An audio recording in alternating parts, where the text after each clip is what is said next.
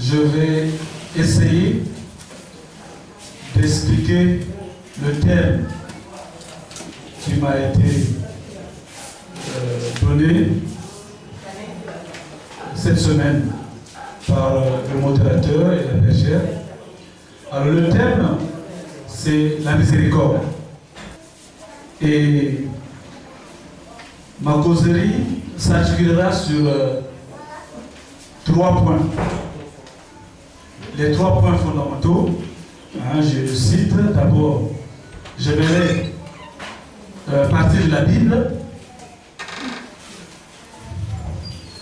et à partir de cet axe biblique, j'aimerais essayer de décrire la miséricorde du Père, de Dieu le Père, et en même temps la miséricorde du Fils. Ça, c'est mon premier point. La miséricorde de Dieu le Père, la miséricorde de Dieu le Fils, mais à partir de la Bible. Dans ce second temps, nous allons percevoir déjà, à partir de cet axe biblique, des péchés qui font obstacle à la miséricorde. Et donc, les péchés qui font obstacle à la miséricorde vont donc constituer le deuxième point. Je vais essayer aussi de vous parler des sources de la miséricorde et les qualités de la miséricorde. Ça, c'est le dernier point. J'espère que ma structure de causerie a été communiquée le plus simplement possible. Et avec cette assemblée, vous ne souffrez pas, je ne veux pas être avec des gros mots. Je n'ai pas fait ça sauf le mot quand c'est. Je vais être terre à terre dans des petites assemblées et c'est mieux, on comprend mieux. Voilà. Alors, donc, pour la miséricorde du Père, je suis parti fréquenter les Écritures, et spécialement l'Ancien Testament et le Nouveau Testament. Dans l'Ancien Testament, j'ai fréquenté le livre de Osée, le prophète Osée.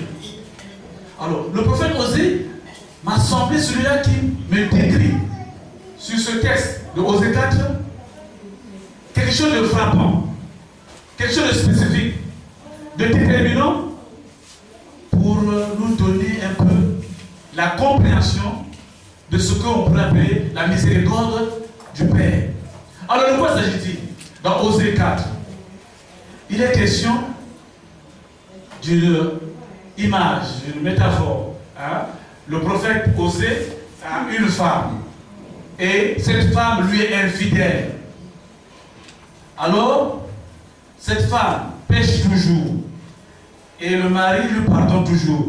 C'est une image pour montrer que Dieu, ce mari qui pardonne toujours, représente Dieu le Père. Et Dieu le Père s'est doté d'un peuple. Et ce peuple-là, c'est cette femme-là qui est infidèle. Donc vous voyez, nous commençons déjà à voir clairement les choses. Il fait alliance avec un peuple, mais ce peuple est volage. Ce peuple est infidèle. Malgré les répétitions dans les infidélités, Dieu a toujours accordé son pardon à ce peuple volage, à ce peuple infidèle. Alors c'est très beau. Je pense que la miséricorde va sauver nos communautés, va sauver nos familles. La miséricorde va sauver nos quartiers. Si nous avons bien compris cela, c'est une chose, c'est pas suffisant. Mais faut-il encore mettre cela en pratique? Nous avons des textes poignants et des versets poignants. Osée 5, verset 4. Osée 11, verset 7. Osée 5, verset 3. Alors qu'est-ce que cela veut dire? C'est-à-dire que Dieu est unique, il est jaloux et il veut avoir son épouse pour lui tout seul. Et voilà que Israël se prostitue. C'est-à-dire que dans la rencontre avec les autres peuples, qu'est-ce que Israël a fait? Israël a adoré d'autres dieux. Israël s'est prostitué. Reprenons le verset, merci. Il dit ceci. Moi, je connais bien la tribu d'Israël. Ephraïm, c'est Israël. Et Israël n'a pas de secret pour moi. Vous avez poussé Ephraïm à se prostituer et maintenant, tout Israël est rendu impur. Voilà. Et maintenant, le tout important. Voyez, comment un peuple peut se sauver si on dit tout le peuple est impur? Alors, essayez d'aller plus loin. Toute la communauté est impure. Tout le pays est impur. Toute la famille, vous êtes papa, monsieur, maman, les enfants, les petits-enfants, est. Ça vous engage? Ça vous inquiète? Ça vous questionne? Relisez-moi ça parce que l'Esprit doit nous parler. Ce n'est pas moi, mais ce qu'on lit là, l'Esprit prend cela pour nous parler, pour que ça entre, pour que ça ouvre le cœur. Vas-y mon frère. Moi, je connais bien la tribu d'Ephraïm. Et Israël n'a pas de secret pour moi. Oui. Vous avez poussé Ephraïm à se prostituer. Et maintenant, tout Israël est rendu impur. Alors, je m'en vais dire ceci. Chacun de nous est dans ce péché. Chacun de nous est dans une quelconque prostitution. C'est ce que ça veut dire. Peut-être moi, je suis parti chez le marabout. Peut-être moi, je suis parti chez le féticheur. Peut-être moi, je suis parti. Il y a quelque part une prostitution qui mine ma vie. Personne n'exclut. Le prêtre, l'évêque, le laïc, chacun de nous, Dieu va trouver une prostitution. Alors, il faut que nous y pensons que c'est important. Le tout là, je disais, c'est important. C'est pour les autres. Dès l'instant où tu ne vois pas ta prostitution, tu es dans l'aveuglement. Il faut que Dieu te donne la lumière pour que tu t'éclaires. Et or, Dieu est un Dieu de lumière. Demandons à Dieu qu'il nous donne cette lumière-là pour nous éclairer. Ma soeur, mon frère, as-tu perçu ta prostitution aujourd'hui? Si tu n'as pas perçu cela, encore une fois, il y a un problème en toi. Heureux ceux qui vont percevoir leur prostitution actuelle. Voilà le premier point. Si tu n'as pas perçu, au moment où je te parle, que tu as une certaine prostitution quelque part, ça veut dire que tes yeux qu'on t'a donné pour voir ne remplissent pas la mission de voir les choses comme Dieu les voit. Il faut que Dieu t'ouvre les yeux du cœur, pour que tu puisses descendre et entrer dans la bénédiction.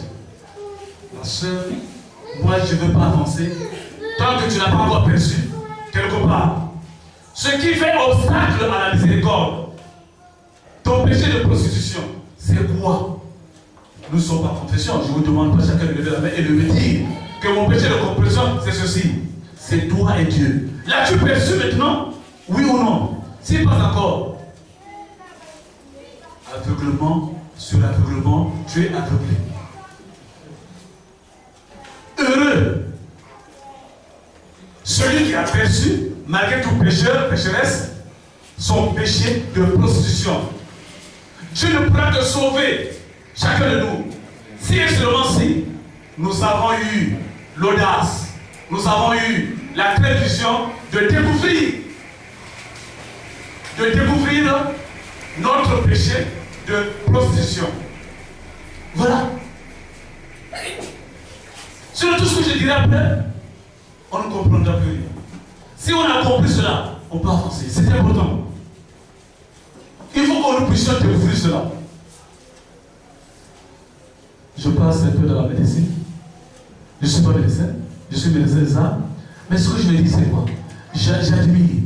Lorsque un médecin fait son travail, la chose qui rend heureux les médecins, c'est de découvrir la maladie. Vrai ou faux? De diagnostic, merci. Si tu n'as pas eu cela, le médecin n'est rien. C'est ça qui fait le médecin. La force et l'intelligence qu'elle a eue de découvrir. Ah, voilà, j'ai trouvé. C'est là le problème. Aujourd'hui, même pour découvrir une maladie, il se conseille de médecin cela les discipline. Pour être plus sûr. À toi, tu as vu quoi? À moi, je pense quoi? Et ils disent bon, voilà. Et ils font une réunion. Ils se disent bon, voilà le diagnostic. Pas seulement seul aujourd'hui. Il faut une concertation de différentes disciplines de la médecine pour mieux appréhender mieux identifier le problème réel de la personne. Mon frère, je veux avancer. Et si tu veux avancer, avance avec moi. Pas dis-moi, c'est pas moi, je m'appelle, c'est le Christ. Est-ce que tu veux avancer avec le Christ? Le Christ dit, aujourd'hui, tu es ce peuple-là, infidèle. Moi, je suis infidèle. J'ai ma position en tant que père Romain. Toi aussi, tu as ta position. Je n'ai pas à parler de ta position. C'est à toi de parler de ta position au Dieu. Mais faut-il encore que tu aies perçu cette position? Alors, voyez, et c'est là seulement que Dieu le Père va te dire que je t'aimerai toujours parce que tu as découvert ce que moi je voulais. Et on peut avancer. Nous allons lire Osée 11:9 qui est capital. Là, tu commences à rentrer dans la bénédiction. Ne rentre dans la bénédiction que celui qui a découvert par un diagnostic le mal, ton péché. Laissez-moi ça, phrase par phrase. C'est important. Je ne laisserai pas éclater ma violente colère. Je ne reviendrai pas détruire Ephraïm. En effet, je suis Dieu, moi, je ne suis pas un homme. Chez toi, Ephraïm, je suis le Dieu saint, et je ne viendrai pas avec colère. Voilà. Je ne donnerai pas cours à l'ardeur de ma colère. Parce que Dieu, dans le texte, me dit non. Dieu, parfois, il promet pour la punition de celui qui pêche. Mais en même temps, la même petite, quand il a promis, et au moment où il veut agir, son cœur de miséricorde se dit non, je ne peux pas faire ça. C'est mon fils. Voilà ce que je dis. Mais Dieu ne fera que cela. Ne prendra cette attitude vers toi si tu as découvert ton péché de position. Nous avons plusieurs péchés de position. Chacun ne peut avoir un péché ou deux péchés de position en famille. Là où on travaille, dans le quartier, ce n'est pas forcément le même péché. Mais il faut les découvrir. Pour rentrer dans la bénédiction, pour rentrer dans la miséricorde. C'est cela. Je ne donnerai pas cours à l'ardeur de ma colère. Les mots sont pesés. Je ne détruirai pas à nouveau Ephraïm. Voyez, quand Dieu, tu as péché, je soulève sa colère. Au moment où sa colère est forte, en même temps, sa miséricorde dit bon, vraiment, j'attends encore. Parce que c'est mon fils. Vous voyez, c'est beau ça. Vous voyez. Alors, préparez Osée 2:11 et Osée 2:21. Voilà, 21, merci. Je te fiancerai. Vous voyez, tu as cassé l'alliance. Mais Dieu te dit, je te fiancerai toujours. Mais, en fait, c'est plus fort. Tu vois ta femme qui sort de l'hôtel avec un amant et tu viens de dire, je te fiancerai toujours. C'est quand même drôle. Mais Dieu, ça va pas dans sa tête. Oui, non?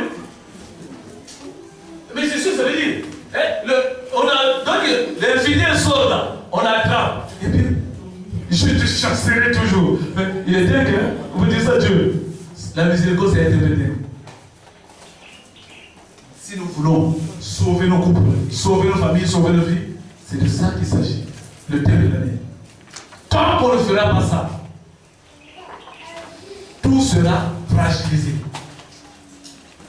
Un couple ne peut pas tenir du premier jour du mariage jusqu'au dernier jour du mariage sans passer par cette façon de faire miséricorde. Deux amis qui veulent préserver leur amitié, tant qu'ils ne feront pas ça, l'amitié n'ira pas loin. Entre dans la miséricorde, ma soeur. Entre dans la miséricorde, mon frère. La miséricorde, rien que la miséricorde, c'est ça qui fait la vérité. C'est ça la vérité. Hein? Ton mari, et on rentre en famille encore. Tu as sorti un pied au dehors seulement pour aller faire acheter un morceau de pain. 15 minutes après, tu reviens à la maison. Voilà le mari qui fait autre chose avec la porte. Je n'ai rien dit. Et le courage de me dire, je te chasserai toujours. Tu vois, tu peux. Est-ce que tu peux? Tu peux? C'est faux, la miséricorde. Le thème qu'ils ont choisi là. C'est faux. Vous voyez?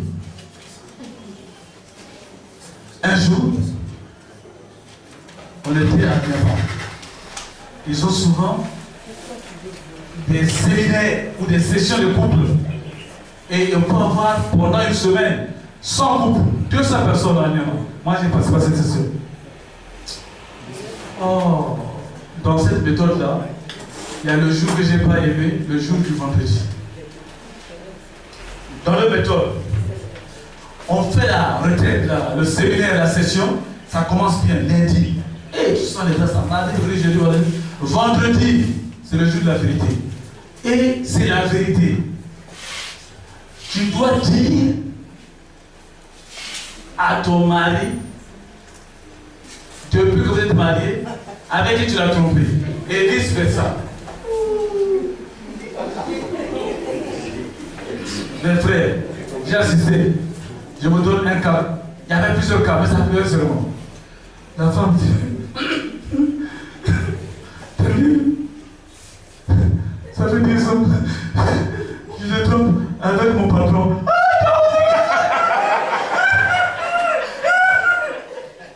Vous savez, au séminaire là-bas, il y a un papa là. Le gars a tué le papa.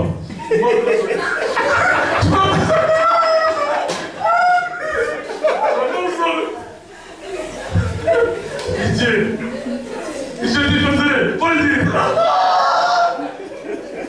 Le jour là, moi j'avais pitié quand je regarde, chaque couple, il y a des plus. Et le mari, à son tour.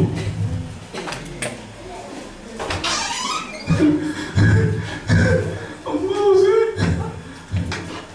ça fait 15 ans, je te trouve avec ta petite soeur.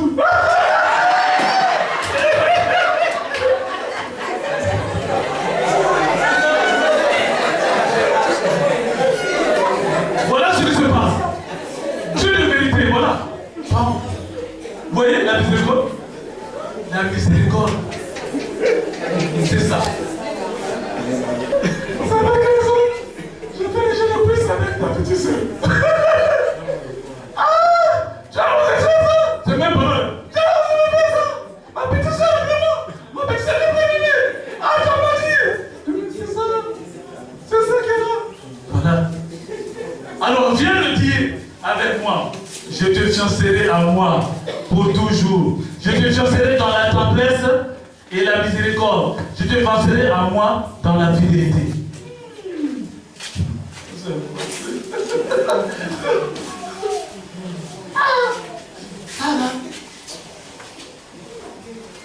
Alors, vous venez de voir, sur un texte précis, c'est lequel texte? Oser. C'est tout oser, mais j'ai pris seulement 2 ou 3 versets pour montrer. Dans cette année-là, hein, si vous voulez bien vivre la miséricorde, lisez Oser. Il a bien vraiment la miséricorde du Père. Ça, ça va vous inspirer. C'est là qu'il faut être. Vous voyez? Alors, nous allons voir la miséricorde du Fils. Alors, j'ai pris cela dans Jean 8, la miséricorde du Fils. Qu'est-ce qui se passe? Alors Jésus, dans la miséricorde du Fils, nous avons le texte de Jean 8. C'est quoi Jean 8? Vous connaissez déjà bien Jean 8. Alors d'abord Jésus, tout le ministère de Jésus s'inscrit dans la miséricorde et le pardon. Sa mission est avant tout miséricorde et pardon. Jésus nous révèle et nous apporte la miséricorde du Père. Alors c'est dans Jean 8 que j'essaie de voir cela. Vous savez Jean 8 là, c'est un texte aussi à lire, il est beau. On parle de qui? La femme adultère. Alors, et ceux qui parlaient de la femme adultère, c'est d'abord les vieux, les vieillards, les adultes là, qui condamnaient la femme qui a fait l'adultère. Mais ce qui est important dans le texte, c'est ceci. Jésus est arrivé en face de cette femme. Il a montré la miséricorde du Père. Tu as fait cela.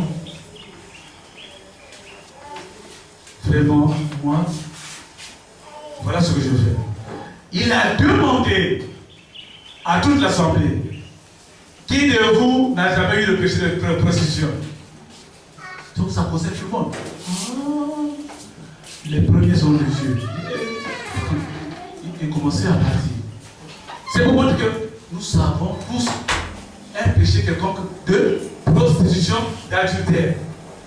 Et tout le monde est parti. En face de la femme, Jésus dit, qui t'a condamné? Personne. Le texte, on va le lire bientôt. Moi, Dieu, non plus, je te condamne.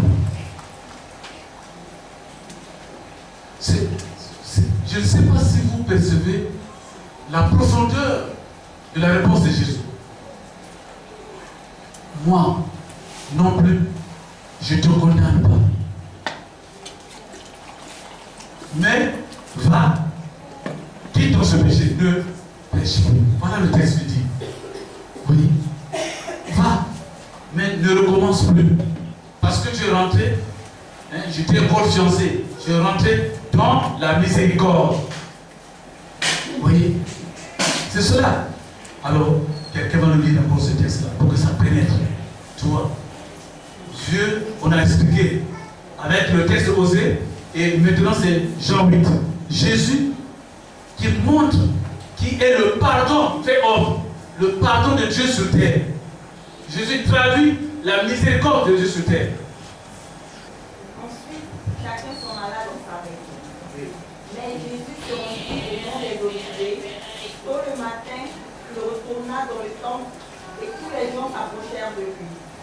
Il s'assit et se mit à leur donner son enseignement. Les maîtres de la loi et les pharisiens lui amenèrent alors une femme qu'on avait surprise en train de commettre un adultère. Oui, une femme qu'on avait surprise. Là. Il y a même, on avait surprise, donc on l'a vu. Et... Attendez, qu'est-ce qu'on fait nous? Voyez, donc dans la miséricorde, je montre qu'il ne faut pas faire cela. Même quand tu as vu là, il ne faut pas critiquer, il faut prier pour la personne. Et nous tous, qu'est-ce qu'on fait?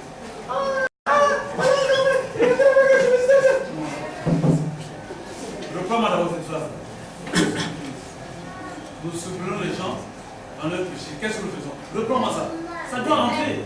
Les maîtres de la loi et les pharisiens lui amenèrent alors une femme qu'on avait surprise en train de commettre un adultère. Ils la placèrent devant tout le monde et dirent à Jésus. On le place devant tout le monde, vous savez qu'on parle pas. On donne des étiquettes déjà. Ça, c'est pas catholique. C'est pas chrétien. Ça doit disparaître de l'église catholique, de nos communautés religieuses. Et il faut que ça disparaisse de nos familles et de nos couples. Voilà. Dès que ton monsieur a péché, déjà tu as sorti ça dans le quartier. C'est le journal du quartier qui en parle. Voilà. Comment veux-tu que tu l'aides? On aide quelqu'un qui est dans ce péché en l'aimant. Voilà. En l'aimant. Et c'est ainsi qu'il va se corriger, qu'il va s'améliorer. Ma soeur, vas-y. Maître, cette femme a été surprise au moment même où elle commettait un adultère. Au moment même, hein, il y a un mensonge. Au moment où il commettait ça, là, est-ce que vous étiez présent dans la salle là? Vous voyez, des gens exagèrent. C'est ce que nous faisons. Nous exagérons. C'est vrai, il a fait un. Toi, tu as ajouté deux pour toi-même. Et c'est ça le chrétien d'aujourd'hui. La miséricorde a disparu de nos cœurs. Moïse nous a ordonné dans la loi de tuer de telles femmes à coups de pierre. Et toi, qu'en dis-tu? Il disait cela pour lui tendre un piège, afin de pouvoir l'accuser. Mais Jésus se baissa et se mit à écrire avec le doigt sur le sol. Quand il continuait à le questionner, Jésus se redressa et leur dit: que celui d'entre vous qui n'a jamais péché lui jette la première pierre. Puis, il se baissa de nouveau et se remit à écrire sur le sol. Quand ils entendirent ces mots, ils partirent l'un après l'autre, les plus âgés d'abord. Jésus resta seul avec la femme qui se tenait encore devant lui.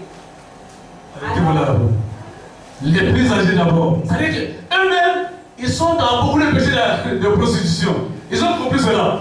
Ils disent non, non, non. Même pour se lever, hein, ils avaient du mal. Finalement, ça pesait sur eux. Donc, c'est ça. Et pour elle, c'est petit seulement pour commencer à parler. Alors il se redressa et dit, eh bien, où sont-ils? Personne ne t'a condamné? Personne, répondit-elle. Je ne te condamne pas non plus, dit Jésus.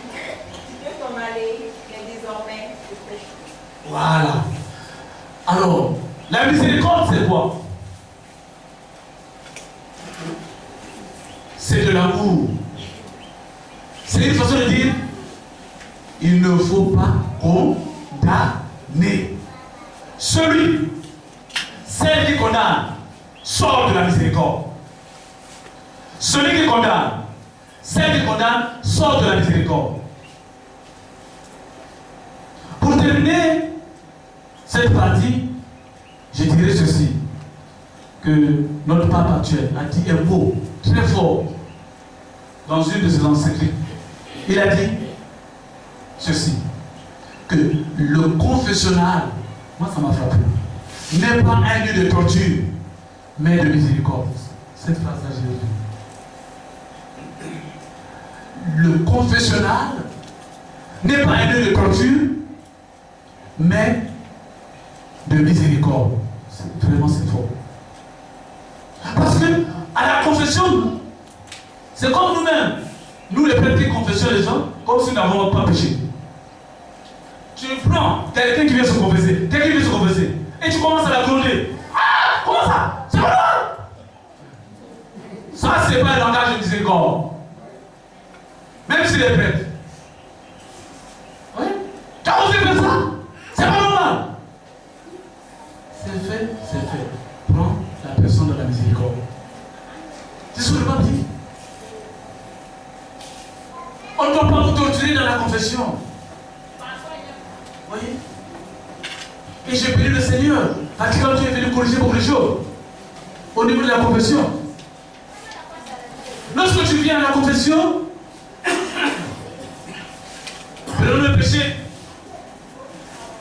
du sexe.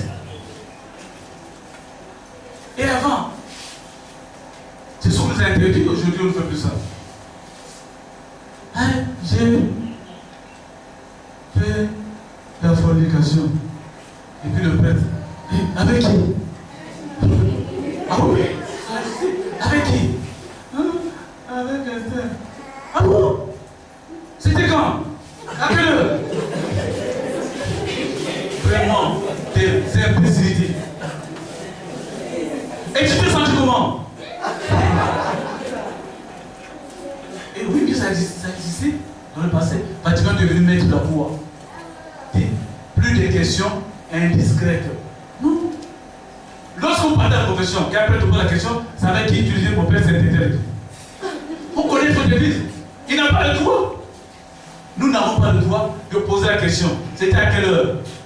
À quel moment? Ça t'a fait comment? Quelles sont les choses? Nous péchons déjà. En posant ces questions, nous péchons. Nous sortons de la miséricorde. Alors que le sacrement-là, c'est un sacrement de miséricorde. Il faut nous rappeler cela. Connaissez votre église. Rappelez ça aux prêtres. Quoi? Avec qui? C'était comment? Parfait. C'est pas ton problème. Dieu t'a envoyé là pour donner la miséricorde. Voilà. C'est interdit, les questions discrètes. Vatican II a interdit cela. Avant, ça se faisait, les gens posaient comme ça, tout cela. Vous voyez? C'est des fausses spiritualités. Vous voyez? C'est pas de la miséricorde. Vous voyez? Donc, faisons attention. Même une mère de famille, il y a la miséricorde que tu dois employer. Ta fille a péché, il ne faut pas lui poser beaucoup de questions. C'est fait. Quand tu poses encore, c'est énervant. Il ne faut pas aller au-delà de la limite. Oui. Ça pousse à la tentation. Ça pousse à la tentation. Oui. Le confessionnal, j'ai dit quoi? Le pape a dit quoi? N'est pas un lieu de torture. Quand un prêtre te torture à la confession, dis non, je m'en vais. C'est pas un lieu de torture. Et au fur et à mesure de la prédication, on doit avoir un langage de tendresse. de miséricorde, oui, de bonté. C'est cela. Vous voyez, c'est ce que je viens de vous dire là, c'est important. Même dans la famille, faites cela. Dans le groupe, faites cela. Voilà. Et aujourd'hui, nous sommes dans la joie. C'est le thème de l'année. Moi-même, quand j'ai préparé ce thème que vous m'avez donné, j'ai jamais préparé cela. Je me suis dit une chose, que c'est un thème qui vaut pour une retraite. Hein? Pour bien se laisser entraîner par l'Esprit Saint dans la miséricorde et puis construire sa vie dans la miséricorde, hein? S'engager dans la miséricorde. Il faut penser à cela. Vous voyez? Le thème est tellement grand, c'est important. Ça, je viens de finir la première partie. Vous voyez? Et on passe bientôt à la deuxième partie. J'aimerais maintenant seulement 2 ou 3 minutes, si vous avez un cœur, de prendre un petit chant. Et je passe à la deuxième partie, des péchés qui font obstacle à la miséricorde. Donnez-nous même si elles sont des joies, mais quelque chose qui a un rapport avec ce qu'on vient de dire. Il faut qu'on sente la miséricorde. Il faut qu'on sente cette sainteté. Jésus, je viens.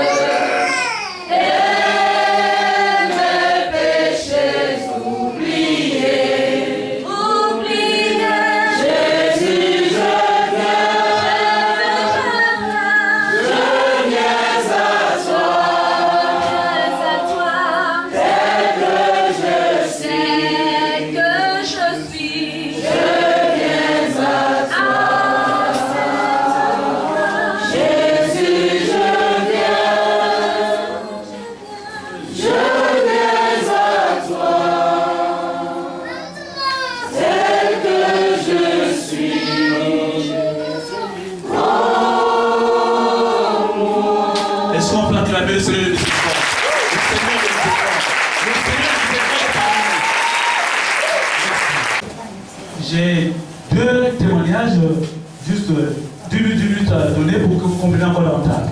Nous avons donné les 2 textes bibliques fondamentaux pour nous expliquer la miséricorde de Dieu. Et humainement, l'homme est capable de miséricorde. L'homme est capable de miséricorde. La femme est capable de miséricorde. Regardons. Il y a, et ça c'est vécu, c'est vrai ce que je vous dis, c'est vécu dans une famille. Un monsieur travaille comme un militaire, pas comme un militaire, il est militaire. Et il partait travailler à l'intérieur du pays. Il est marié avec sa femme, civilement et religieusement. Mais sa femme commençait à tromper le monsieur dans sa propre maison et dans son propre lit, ici à Abidjan. J'ai été témoin de ça. Et quand il part, c'est pour 2 ou 3 jours. Et le monsieur, l'amant, vient dormir pendant les 3 jours là, dans son lit, avec sa femme. Un jour, le monsieur part pour prendre le car. Il y a eu repos à partir de là-bas. Il revient à la maison. Il rentre, comme ils avaient l'habitude, c'était venu dans leur maison, ils n'ont pas fermé la porte. Il rentre. Voilà le monsieur, l'amant, dans son lit avec sa femme qui font les jeux de cuisse. La femme ne pouvait plus tenir. L'homme aussi se disait que, ah, ça c'est ma mort. Le monsieur il est debout dans sa tenue avec le pistolet. Il dit, ça me laisse 2 minutes, je vais mourir. Parce qu'il va me tirer dessus. Mais le monsieur a mis sa foi en témoignage. Il a dit au monsieur, levez-vous et partez. Le monsieur ne croyait pas, il sait qu'en partant, il va tirer sur lui. Il savait ça. Il était sûr à 100%. Grande était sa surprise. Le monsieur avance tout nu.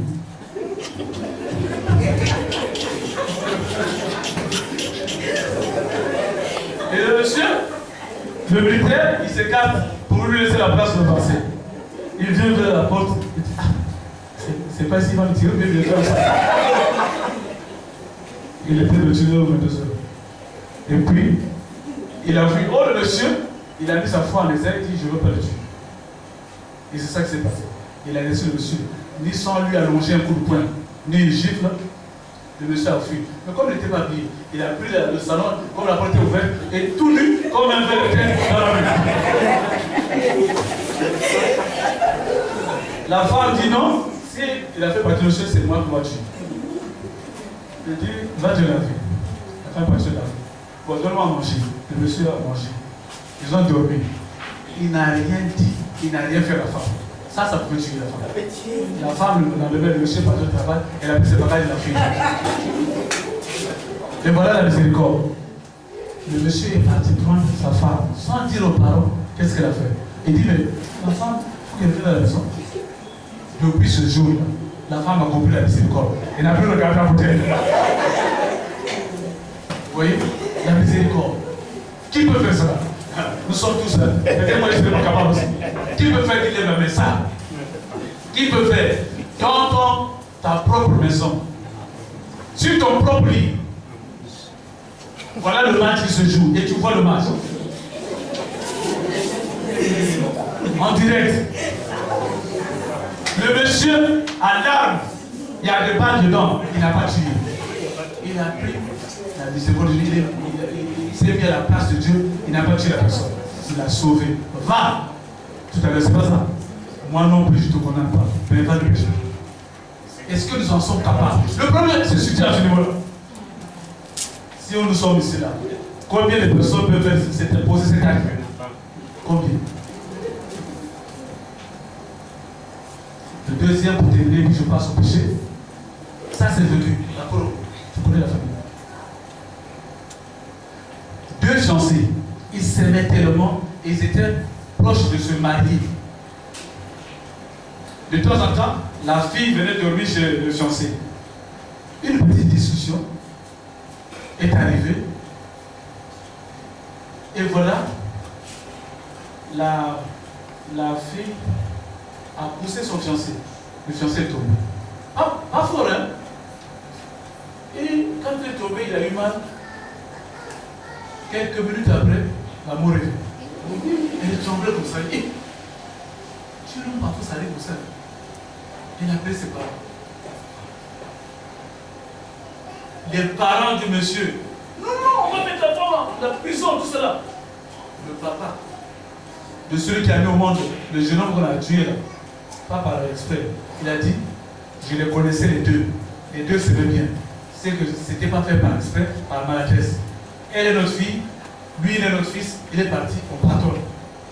La fille faisait la prison. Qui peut faire ça? Voilà la miséricorde. Oui. Alors, passons maintenant au deuxième point. Les péchés qui font obstacle à la miséricorde. Et ce que nous allons voir, les obstacles à la miséricorde. Avant de parler du péché, les deux sont dans le deuxième point. Il y a l'orgueil. Si le monsieur qui avait l'âme avait l'orgueil, il ne pouvait pas pardonner, il tirait sur le monsieur. L'orgueil. On ne veut pas paraître faible. On ne veut pas être faible publiquement. L'orgueil va toujours nous empêcher d'être miséricordieux. C'est un obstacle, un premier obstacle. Si nous n'arrivons pas à la miséricorde, Si nous n'arrivons pas à pardonner, c'est quoi d'abord? C'est l'orgueil d'abord que nous voyons. Si nous ne prenons pas l'orgueil, chaque fois nous n'allons pas pardonner. 2. Le mépris. Cela peut provenir du mépris. Le mépris peut être un complexe de supériorité ou d'infériorité. Ça peut être aussi l'enfermement, parce qu'on est trop enfermé sur soi-même. On compte tellement sur soi que les autres ne comptent plus. Alors, il y a 3, inconscience. On ne sait même pas rendre compte de la souffrance physique ou morale, ni de sa propre responsabilité dans cette souffrance qu'on a déjà à l'autre. On est inconscient. C'est-à-dire que quelqu'un, tu vois, on fait du mal, mais on n'a pas conscience qu'on a fait du mal. On trouve ça normal. Il y a les jugements. Vous voyez? Les jugements sont des barrages contre la miséricorde. Les jugements de condamnation. Vous voyez? Il faut faire attention. Il y a l'égoïsme. On ne veut pas se sentir mis en cause. Car ce que l'on a fait, c'est normal. Alors voilà, ce qu'il faut travailler, c'est quoi je disais, mais c'est petit peu ici rapidement, c'est mieux dans une retraite où on vous suit, c'est profond. Ouais, je pouvais m'attarder 1 heure dessus, rien que sur ça. Mais je fais des flashs, ça va vous le voir, si on y reviendra, on verra. Alors il y a les péchés. C'est le 2, petit A, petit B. On vient de voir les obstacles. On vient de voir les obstacles et puis on passe au péché. Les péchés, je prends un, les murmures. Vous connaissez dans la Bible. Moïse est montré sur la montagne et il a mis du temps là-bas. Les gens commencent à murmurer. Murmure là, c'est un grand péché. Qu'est-ce qu'on murmure des autres? Je ne fais pas ceci. On murmure. Sur les enfants, on murmure. Sur le patron, on murmure. On peut parler d'une situation, ça c'est normal, mais il ne faut pas murmurer. Murmurer, c'est se plaindre les autres toujours. Mais toi, tu te plains toujours. Dieu ne te plaint pas de toi. Les murmures là, ça, c'est pas bon. Oui. Et vous connaissez dans la Bible, la personne a tellement murmuré, qu'est-ce qui s'est passé? Hein? Qu'est-ce qui s'est passé? Vous connaissez? Hein? Voilà. La lèpre est venue sur la personne, ça l'a frappé. Oui. Les murmures. Donc, il faut qu'on évite ça. Après les murmures, il y a des plaintes qui font partie des murmures, mais il y a les jugements qui reviennent là. Vous voyez? Sont des barrages à la miséricorde. Jésus nous a dit, ne jugez pas et vous ne serez pas jugés. Quand il a dit, moi non plus je ne te condamne pas, donc je ne te juge pas. Oui. Ce qui va nous juger, c'est notre péché. Mais Dieu ne juge personne. C'est le péché que tu poses qui te fait juger. Il y a la rancœur, 3. La rancœur envers les belles familles. Ça existe dans toutes les familles. Quand je dis ça aux femmes, déjà, vous voyez que les femmes commencent à parler. Ah, ma belle-mère, hein?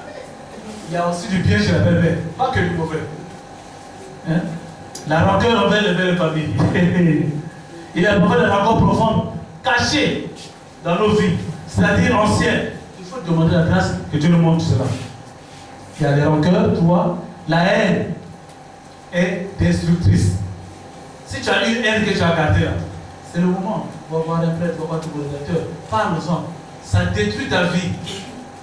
Ça détruit toute ta vie. La haine n'est pas bonne. Et nous avons trop souvent, hélas, des haines. Mais par la grâce de Dieu, un chrétien peut vivre avec un cœur de miséricorde. 5. Il y a la violence, le ressentiment, l'agressivité. Toutes ces choses-là, il faut un autre jour. Je vous donne seulement des pistes. Les humiliations. Quelqu'un qui a humilié, tu as déjà vu quelqu'un qui a humilié, qui bénit celui qui l'a humilié? Les humiliations, les blessures, 7. 8. L'esprit de doute, l'esprit de contestation, l'esprit d'opposition est contraire à la miséricorde. Je reprends. L'esprit de doute, l'esprit de contestation, Hein? Quand tu as une femme qui est tout le temps dans la contestation, le foyer est foutu. De contestation en contestation, mais c'est un foyer contesté. Donc, il n'y a pas la paix là-bas. Et les enfants seront des enfants qui sont dans la contestation. C'est grave. Vous voyez? L'esprit de doute, de contestation, d'opposition est contraire à la miséricorde. Le refus du pardon, 9. Voilà les péchés. L'absence de pardon, l'absence de miséricorde, suivez bien, nous coupe de toute possibilité de prier. C'est grave. Ça veut dire que ceux qui ne pardonnent pas, quand tu pries là, ils font semblant de prier, ils ne prient pas. On nous dit que quand tu n'as jamais pardonné là, tu ne peux jamais bien prier. Après tu dis donc, ma prière n'est jamais exaucée. Voilà le problème. Est-ce que tu as les cœurs de miséricorde? Est-ce que tu as déjà eu à pardonner? Tant que tu n'as pas eu à pardonner, ta prière ne monte pas. Ta prière n'est pas exaucée. Ta prière n'est pas agréée. C'est ce que ça veut dire. Mais quand nous sommes là, chacun de nous n'agrée pas une personne à qui il n'a jamais pardonné. C'est le moment. Ça veut dire que tout ce que tu fais, comme prière, continue de faire, c'est quoi? C'est faire, c'est. Plusieurs phrases que nous entendons. Ma prière n'est pas exaucée, c'est Dieu à travers ça. L'absence de pardon nous coupe de toute possibilité de prier. Nous coupe de toute vie avec le Seigneur. Tu n'as plus de vie avec le Seigneur. Tu es saint. Tu n'as plus de vie avec le Seigneur. Oui. Ça nous coupe de toute communion avec lui. La messe là, il n'y a pas 100 personnes. Peut-être il y a 10 qui sont en train de. Pas la communion de là, qui sont en symbiose avec le Seigneur. Il n'y a pas de communion. Quand il n'y a pas de symbiose, il n'y a pas de communion, il n'y a pas d'exaucement. Ça veut dire que nous sommes allés à la messe perdre notre temps. Nous sommes allés à la fraternité, à la communauté, perdre notre temps. C'est un temps perdu. Va d'abord pardonner. Corinthiens vous dit ça, Corinthiens dit quoi? Si tu te rappelles que tu as quelque chose contre ton frère, va d'abord et après reviens. C'est cela, ça se dit. Vous voyez? Le manque de pardon empêche toute communion avec Dieu. Vous voyez? Ça nous sépare entre nous et Dieu. Il y a la séparation. Ça dresse des murailles entre nous. Si monsieur n'a pas pardonné à la femme n'a pas pardonné à monsieur, il y a un mur qui s'est créé. Mais notre Dieu a dit, pour vous là, c'est l'unité qu'il vise. Et s'il y a encore une unité, s'il y a un mur, il n'y a plus d'unité. Il y a la frontière entre vous. Alors vous êtes côte à côte dans la maison, mais il y a une frontière. Vous voyez? Et quand on ne pardonne pas, j'ai dit une chose forte. On ne peut pas prier une prière qui sera exaucée, mais encore ça va plus loin. Et c'est là que je vais attirer votre attention. Ça va plus loin. Ça nous donne une mort spirituelle. Ça nous tue la foi. C'est ce que ça veut dire. Vraiment pensez à cela. L'absence de pardon nous entraîne ou aboutit à une perte de foi, à une mort intérieure. Ce que j'appelle la messe spirituelle. Vous voyez, quand tu ne pardonnes pas, tu vas à l'église zéro, ça veut dire que tu n'as même plus de foi. Ça existe. Il faut que vous pensiez à cela. Il y a des gens qui sont dans cette situation.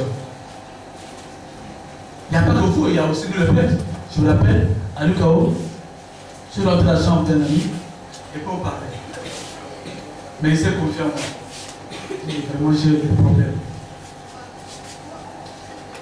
Mon frère, on était assis sous son lit. Il était un peu malade, je suis parti le voir. Il y avait l'autre prêtre qui est parti le voir. Quand il est parti, il me faisait plus confiance, il m'a dit, ah mon frère, tu as dit que depuis un certain temps, j'ai perdu la foi. Un prêtre me dit, j'ai perdu la foi. Mais ça m'a touché. Il dit, mais même dans nos rangs, c'est possible. Donc, vous avez peut-être aussi des bruits dans ce sens-là. Voyez les prêtres, voyez les modérateurs. J'ai perdu la foi. Est-ce que ça veut dire qu'il n'a jamais été baptisé? Oui, il a le baptême. Est-ce que ça veut dire qu'il n'a jamais eu d'ordination? Il a été ordonné? Il a perdu la foi. Vous voyez? Mon frère, ma soeur, peut-être tu es dans cette situation. J'ai perdu la foi. Il faut mort spirituelle, intérieure. Et c'est grave. Quand tu es dans ce niveau-là, pour se relever, c'est difficile, sans le suivi, sans l'accompagnement. J'ai perdu la foi. C'est important. Ça ne se mesure pas parce que nous venons nous mettre ici. La foi, c'est Dieu qui voit, c'est à l'intérieur. On peut venir chaque jour à la communauté, mais on a perdu la foi. C'est-à-dire que ça devient un suivisme. On suit seulement. Il faut suivre seulement. Mais Dieu va prendre quelqu'un qui ne vient pas souvent aux messes dans nos communautés et qui a la foi. Quand je viendrai, trouverai-je d'abord la foi au sein du peuple. Vous connaissez cette phrase? Oui. C'est pourquoi cette question est posée. Quand je reviendrai, est-ce que je trouverai la foi en toi? Mon frère, ma soeur, reviens à la foi. Reviens à la foi. Ta foi est petite, ta foi est hésitante, ta foi est morte déjà. C'est le moment d'aller à l'hôpital de Jésus. On donne encore une perfusion. Il y a beaucoup de manque de foi parmi nous, prêtres et laïcs. Il faut qu'on ait le courage de ressusciter et de réveiller notre foi. On chante cela dans le credo à la messe. C'est devenu comme un rite, une formalité. Ce n'est pas de cette foi qu'il s'agit. Je crois en Dieu, le Père Tout-Puissant. Tous ceux qui font cela, il y en a qui n'ont pas la foi. Mais réciter, c'est le plus simple, c'est facile. Que tout le monde peut réciter. Mais ce n'est pas de ça qu'il s'agit. Ce n'est pas de la foi récitée dont il s'agit. C'est de la foi vécue et traduite en acte. Voyez. Ah, mon frère, j'ai perdu la foi. Revenons sur ça. 10. La tentation d'en vouloir à Dieu, de s'en prendre à l'église. On veut dicter à Dieu ce qu'il doit faire. C'est le cas, par exemple, où l'enfant ne vient pas dans le couple, on est déçu et on se révolte contre Dieu. C'est le cas de l'insécurité imprévisible, on se révolte contre Dieu. C'est le cas d'un enfant malade qui ne guérira pas et on se révolte contre Dieu. C'est le cas des mariés divorcés qui ne peuvent ni se confesser ni communier et on se révolte contre Dieu. C'est le cas d'une fille qui a toujours des échecs affectifs et qui ne se marie pas, on se révolte contre Dieu. C'est le cas de la naissance souhaitée qui n'aboutit pas. Il y a plein de choses qu'on peut citer. Là aussi, c'est important. Est-ce que dans ta vie, tu ne t'es pas révolté contre Dieu? Tu es rentré dans la rébellion. Toute rébellion, c'est pas bon. On sait ce que ça fait dans nos pays. Alors, vous voyez, c'est important de voir cela. Alors, le troisième point de la deuxième partie, c'est de dire les pardons superficiels. Les pardons superficiels. Aujourd'hui, beaucoup de gens nous disent je n'arrive pas à pardonner. Il faut faire du retrait sur ce que je dis. Je n'arrive pas à pardonner. C'est quoi? Cette impossibilité de pardonner, cette incapacité à pardonner, ça vient de tout. 1. Le pardon n'est pas l'oubli. Qu'est-ce qui se passe? Dès que tu as fait quelque chose, ça t'a fait mal. Tu n'as jamais pardonné et puis tu te dis, ah, j'ai oublié. L'oubli, le pardon n'est pas oublié. Ça nous amène dans cet enfer. On n'arrive pas à pardonner parce qu'on a pris la chose quand c'est passé maintenant, mais c'est caché. Ça te fera du mal. À un moment donné, pardon, ça sort toujours. C'est refoulé. Mais tout ce qui est refoulé, ça remonte. Vous voyez? Tu tombes la mer, tu meurs, mais tu seras toujours refoulé. Ça te cache d'abord les vagues, après tu le sors. Travaillez ce point-là. Le pardon n'est pas l'oubli. Quand vous rentrez dans l'oubli, pour pouvoir pardonner, vous êtes dans un pardon artificiel, dans un pardon superficiel. 2. Le pardon n'est pas le jugement. Quand tu veux pardonner, tu veux d'abord que tu juges. Non, ce que tu m'avais fait là, tu juges, tu m'as trop fait mal. Tu vois? Maintenant, je te pardonne, tu n'as pas pardonné.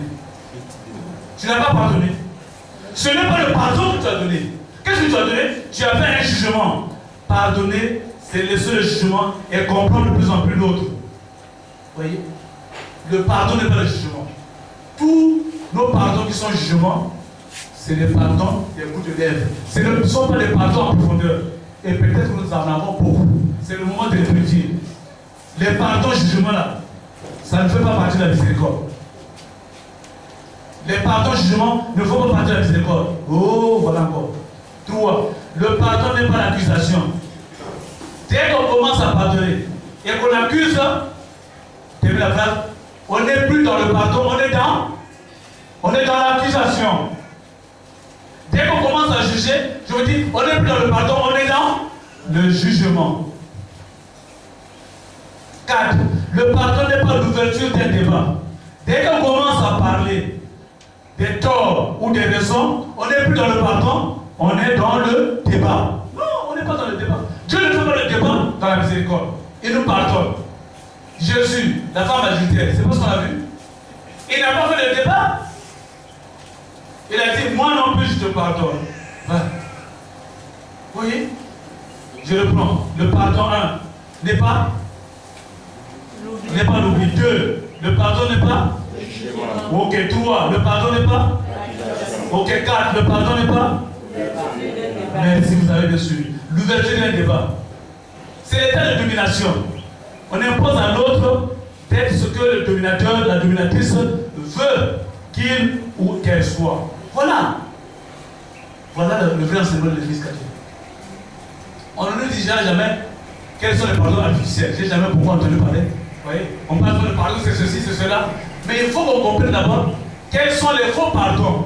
Et nous sommes beaucoup inscrits dans les faux pardons. Et c'est ça qui fait que nous ne sommes pas dans la miséricorde. Revenons à la miséricorde. Revenons au vrai pardon. Avant de revenir au vrai pardon, sachant où se trouve le faux pardon. Nous sommes liés, enchaînés dans les faux pardons. Et les couples n'avancent pas. Les familles n'avancent pas à cause des faux pardons. Les églises n'avancent pas à cause des faux pardons. Les communautés, les CEP, on n'avance pas à cause des faux pardons. 5. Le pardon n'est pas une justification. Quand tu commences à te justifier, la justification veut toujours être le dernier mot. Il y a là une volonté de triompher de l'autre. Il y a là une volonté de sortir vainqueur d'une discussion, d'une situation, d'être le maître. Vous voyez? Je reprends. Le premier, c'est quoi? Faux. L'oubli. Deuxièmement, le jugement. L'accusation. Merci. Ça, je ne commente pas tellement. Je veux dire, on aura peut-être d'autres moments pour approfondir. Ça, je donne des pistes. Comme ça, chacun se retrouve. Et là, vous voyez que c'est là que ça vous intéresse. C'est pourquoi j'ai développé tout cela pour vous. Et on va bientôt finir dans 5 minutes. Le truc, pour vous donner aussi des petits trucs seulement. On prend encore un petit choix. Voilà. Parce que ça là où tu te retrouves là, c'est là où tu vas faire ton cheminement avec ton modérateur, ta bergère ou un prêtre. C'est important. Sinon, tu restes dans la mort spirituelle, la mort intérieure qui nous guette. On est des morts vivants, on se promène, hein, on n'a plus la foi. On est mort. Le jour où tu meurs là, c'est l'enfer. Alors, on se met debout pour dire que moi je veux entrer dans la bénédiction de la miséricorde. C'est sur ma prochaine. Il faut qu'on rentre. Oh Seigneur, pitié, pitié pour moi. Dans ma misère, Seigneur, je prie vers toi. Efface mes péchés.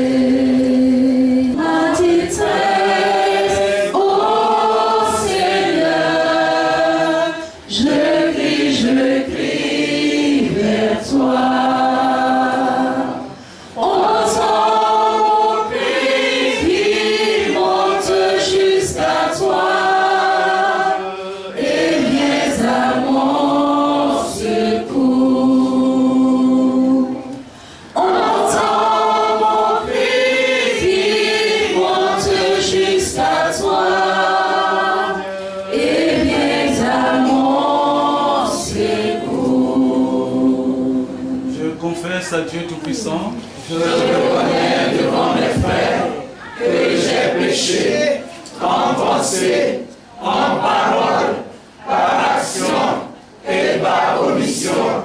Oui, j'ai vraiment péché. C'est pourquoi je supplie la Vierge Marie, les et vous aussi, mes frères, de prier pour moi le Seigneur notre Dieu. Veuillez vous asseoir. De la miséricorde et les qualités de la miséricorde. D'abord, les sources de la miséricorde. Il y a la prière. C'est dans la prière. Rien que dans la prière que nous obtenons la grâce de pouvoir pardonner. Quelqu'un qui ne prie pas ne pourra pas avoir cette grâce. On aura cette grâce si et seulement si nous prions réellement. Parce que le pardon est condition de prière. Le chemin du pardon, à mon sens, passe essentiellement par la prière. C'est dans la prière que nous obtenons le pardon. C'est dans la prière que nous l'atteignons. C'est dans la prière que nous nous laissons atteindre par lui. La vie de prière mène vers le pardon en profondeur. Voilà la première chose, qui est source de miséricorde, source de pardon.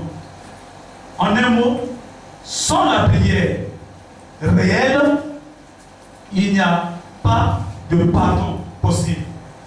En résumé, c'est ça. Celui qui a pu pardonner en profondeur, c'est d'abord un homme qui sait prier réellement. La deuxième chose, le sacrement de pénitence et de la réconciliation. Je vais vous faire découvrir quelque chose qui est important.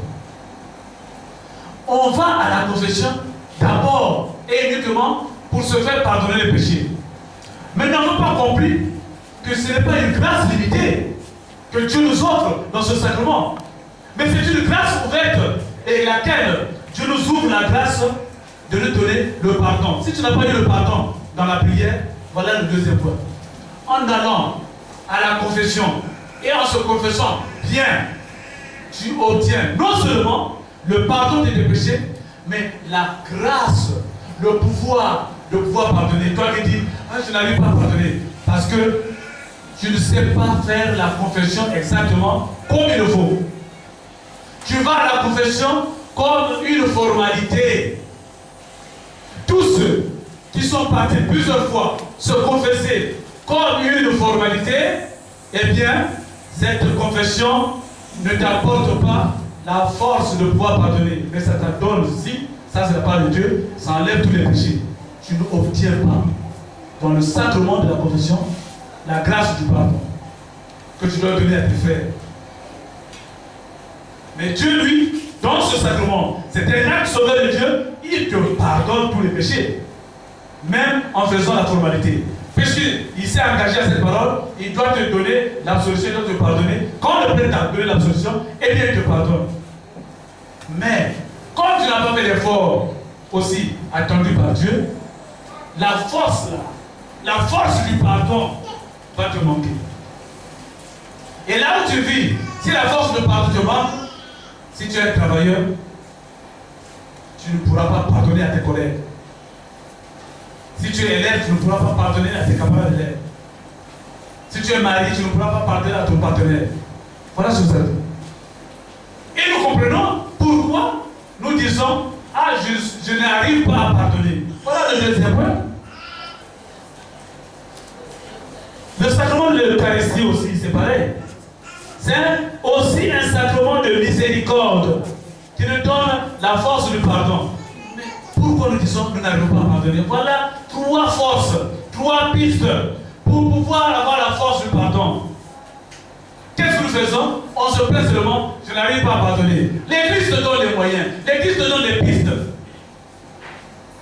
Voilà, travaille dans ces pistes-là et tu sauras pardonner. Ton Église n'est pas pauvre. L'Église catholique est riche. Les trois points qu'elle te donne là, pratique-les, mets-les en pratique. La parole de Dieu. 4. Le Christ, nous le connaissons, mais c'est lui la parole, c'est lui le logos. Et cette parole nous donne la force de pardonner, nous donne la force de pouvoir tenir. Vous voyez? Jésus lui a dit, sans moi, vous ne pouvez rien faire. Sans ma parole, vous ne pouvez rien faire. Sans ma parole, vous ne pouvez pas être capable de pardonner. Et puisque vous ne mangez pas la parole de Dieu, puisque vous ne mangez pas la parole de Dieu, vous ne pourrez pas être capable de pardonner. Allez lire l'Ancien Testament et l'Apocalypse. Celui qui a dit, l'Apocalypse dit, prends le livre est scellé, et mange-le, ouvre-le d'abord et puis mange-le. La parole de Dieu doit se manger, c'est une nourriture. Mais nous ne mangeons pas la parole de Dieu. Combien de fois nous sortons de l'église et on nous demande qu'est-ce qu'on a dit à l'église? Ah, je ne sais pas. Ça veut dire que sur 500 personnes rentrées dans une église, il y a peut-être 5 qui ont mangé la parole de Dieu. Tout cela, c'était de la façade. De la façade. Voilà ce qui se passe. Voilà ce qui se passe. On n'a pas mangé la parole de Dieu. Tant que tu n'as pas mangé la parole de Dieu, tu n'auras pas cette force-là. La parole de Dieu est une force qui donne la force du pardon. Sinon, on reste dans les théories. Je sais l'expliquer, ça c'est une chose. Faut-il encore avoir la force, au-delà de l'explication, de le vivre, de le mettre en pratique? C'est là la différence. C'est là la différence. C'est la prédication. Toute prédication doit redire la miséricorde de Dieu, sans jamais agresser, ni surtout condamner. C'est pas pour nous critiquer, hein, mais il y a parfois dans cette homélie, le prêtre qui se met ailleurs et on critique seulement les autres. Ça, c'est pas de la miséricorde. Avec des condamnations, vous irez en enfer. Quand je pense ça, ce n'est pas des paroles de miséricorde. Ici, c'est présenté, voilà le péché. Va ne pêche plus. Ça, c'est de la miséricorde. Ah, tu as péché. Même Jésus n'a pas de demander. Tu as péché. Tu sais que tu iras en enfer. Même tu es aujourd'hui. Oh, non. Qu'est-ce que tu en sais? Montre-lui la parole. Jésus l'a montré la parole à la dame. Vous savez le texte. Il avait le commentaire sur l'enfer. Il te dit là, voilà ce qui est bon. Ça, c'est les paroles de miséricorde. Voilà ce qui est bon. Voilà ce qui est mauvais. Mais lorsque tu ajoutes, à cause de ceci, tu iras en enfer, tu iras ça, ça, je sauve la vie. Comme ce que je disais pour le Conseil de Vatican I. C'était comment? Aux confessions, vous avez vu. C'était comment? C'était bien. Mais avec qui? Ça devient comme ça. C'est du débordement théologique. Rappelez-moi. Première chose, c'était quoi? La prière. Deuxième. Sacrement de pénitence et de consécration. Troisième. L'Eucharistie. Quatrième. La parole de Dieu. 5. La prédication. Ah, merci. Donc, vous avez bien suivi. Et c'est pourquoi la Bible, pour terminer ce point, me dit, je suis revenu sur Matthieu 5, 7. Bienheureux, les miséricordieux, ils obtiendront miséricorde. C'est-à-dire que, sans regarder les choses autres, faites miséricorde. On nous dit, on obtiendra. Avec ça, on peut l'embrasser. Voyez, tout laissez, tout ce qu'on fait du mal, vous laissez cela, vous obtiendrez miséricorde, vous rentrez au ciel. Amen. Amen. Vous rentrez dans le paradis. Fais miséricorde à tout le monde, sans réfléchir. Toi, tu es saint déjà, tu rentres dans le paradis. Il y a un chant, non? Pour rentrer dans le paradis, là, c'est. Oh. Mais c'est important. Bienheureux les miséricordieux. Est-ce que je suis miséricordieuse? Est-ce que je suis miséricordieux? Ah, je ne sais pas. Si je le sais, alors ils obtiendront miséricorde. Vous avez pour obtenir la miséricorde. Prenez mes choses de miséricorde, d'accord? Il faut connaître la vie éternelle. Seigneur,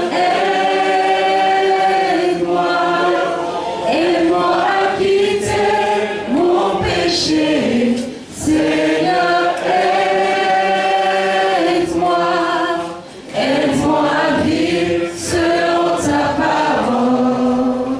Je suis si faible et mon péché me surprend.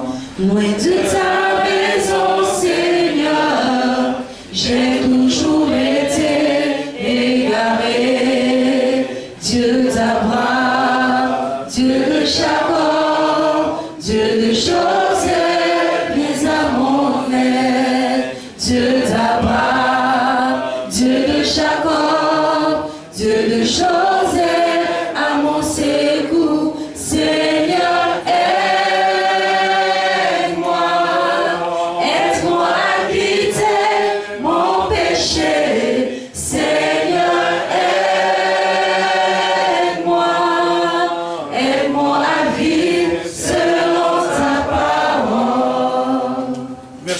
peut acclamer le Seigneur.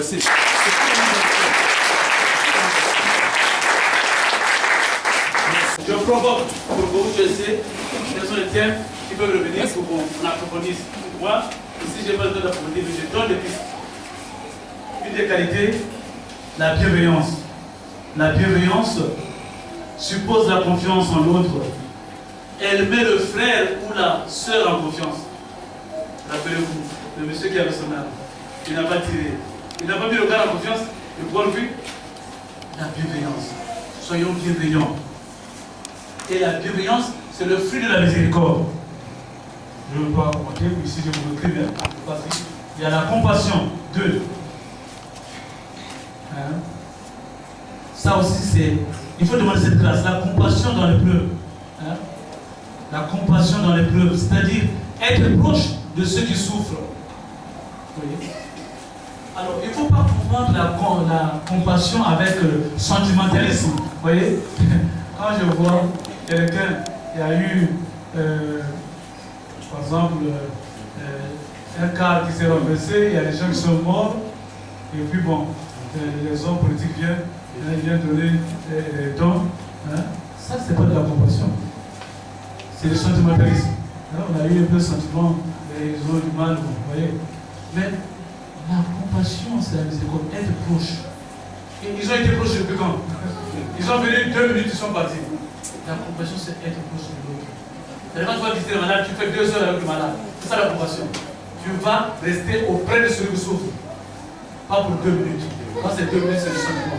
Vous voyez, c'est la sensibilité. Mais la compassion, quand tu vas voir le malade, c'est plus de toi. C'est ça la compassion. 3. La consolation. Dieu est consolation, Dieu est compassion. Voilà, pour que après je vous permette de vous poser des questions. Je vais aller vite sans commenter. La douceur. Jésus est doux, humble de cœur. La douceur et l'humilité. Vous voyez? L'humilité qui aide à pouvoir pardonner. L'humilité qui est un des plus grands dons que le Seigneur peut nous faire. Sans humilité, il n'y a pas d'ailleurs, pas de véritable amour, pas de véritable pardon. Sans la douceur aussi. On t'a frappé, malgré ta force, mais tu n'as pas rendu ta frappe. C'est parce que tu es plus fort. Vous voyez? Et c'est cela. Alors donc, vraiment, je vous invite, en terminant, que nous soyons miséricorde les uns les autres, les uns pour les autres. Que les foyers, dans les foyers, il faut que le mari soit miséricordieux, il faut que la femme soit miséricordieuse, c'est cela. Entre frères, c'est pareil. Il y a beaucoup de frères qui naissent ensemble, mais dans beaucoup de familles, vous trouverez cela. Vous naissez ensemble, mais quand vous terminez, c'est dans les parades. Vous, les enfants des uns, ça ne va pas avec les enfants des autres. C'est tel moment qu'il ne veut pas que les enfants des autres réussissent. Vous connaissez cette histoire, en fait. Manque de miséricorde, parce que la miséricorde a disparu. Alors, je vais m'arrêter par là. On applaudit Dieu. Merci.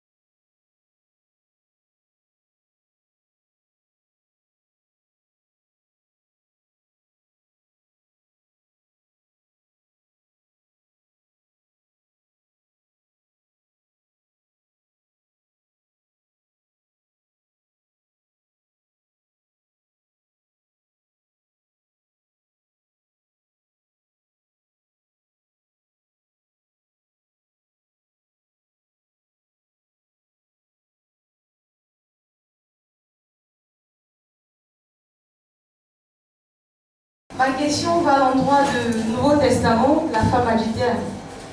La dame a été arrêtée, mais la Bible ne parle pas de l'homme. Est-ce à dire que la dame adultère est mise en compte et que l'homme est laissé pour compte? C'est là ma question.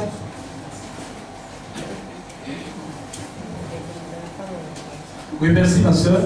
Le péché, à partir de ce texte-là, merci de la précision, mais ne veut pas simplement dire que c'est la femme.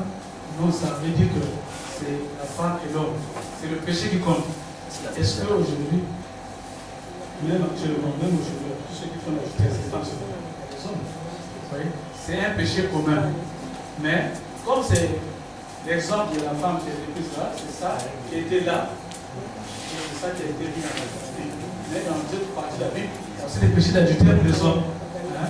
L'adultère, dans notre église catholique, c'est un péché aussi pour les hommes que pour les femmes. Merci. Donc, c'est les deux côtés.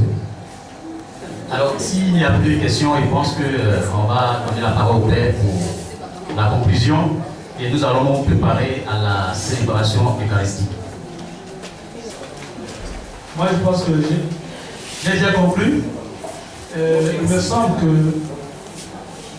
cette conclusion ça doit venir de la communauté. C'est-à-dire que tout ce qu'on a développé, ce qui a pu toucher, peut-être on pourrait revenir là-dessus. Tu vois, c'est changer tout ça. C'est-à-dire que pour que ça prépare l'avenir. Parce que nous sommes faits pour passer au ciel un jour. Hein? Alors, on a développé trois points. Donc, on a développé la miséricorde du Père et du Fils. On peut y revenir avec beaucoup d'existence, s'arrêter de là. On peut revenir sur le deuxième point, comme sur les sources, le troisième point. Donc, on échange. Comme ça, on a une idée en 5 minutes, ce qui ressort de l'Assemblée. Et c'est ce que moi je dis. Donc, vous laissez la parole. Chacun peut dire, bon, ça va plus toucher. Et on voit que c'est là-bas que ça peut toucher. Et c'est là que l'Esprit Saint nous dirige pour insister. Donc, prenez la parole rapidement. Hein, puis au moins, ça, je vais qu'on revienne. Et puis, je le note. Pour que je sache où la chose va se dire. Alors, comme il a si bien dit, s'il y a des points sur lesquels on aimerait qu'il revienne plus tard pour développer, on va vous passer le micro. Si vous avez des suggestions. La Bégère, des suggestions. Je pense qu'en communauté, je pense qu'on va. Voilà, on va faire ça. Donc, merci.